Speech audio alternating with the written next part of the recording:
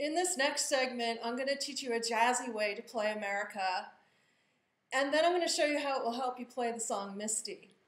So, in order to play the jazzy way, you have to be familiar with seventh chords on the keyboard, and in a seventh chord, there is a root, third, fifth, and seventh, 4 notes in that chord. So we're going to be leaving out the fifth of the chord because we don't really need it. For the very first chord, it's just E flat major and it doesn't have a seventh added. So I'll show you how we'll play that. Normally I'd play it in root position, root, third, and fifth. But instead, I'm going to take the third out and put it on the top. This opens up the chord. It's something you might remember from when we played 7 different ways to play Greensleeves. The second chord in the piece is a B flat 7 chord. So in this chord, we have the root, third, fifth, and seventh. I'm going to remove the fifth of the chord, take out the third of the chord, and put it on the top. This is called a shell voicing. Shell voicings are an open space chord. There are 2 ways you can do a shell.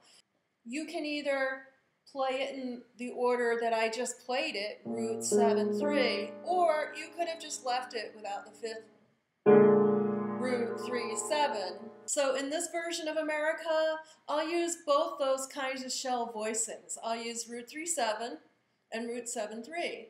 Sometimes it's helpful to have the right hand take one of the top notes of the left hand if it's a far way to reach for the left hand. You can find this arrangement at homemusiclessons.com.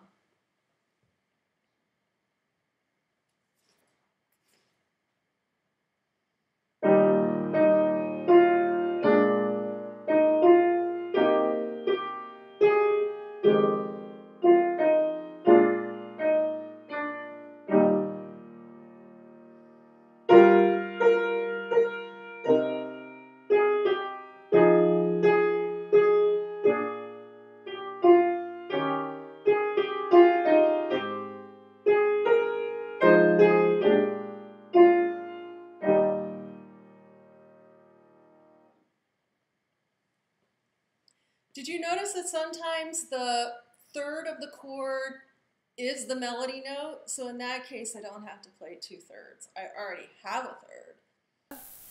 Misty is in the same key that we played America in, and it also uses shell voicings. I'll play a little bit of it for you right now. At homemusiclessons.com, you can find a link to a book that has this lead sheet in it.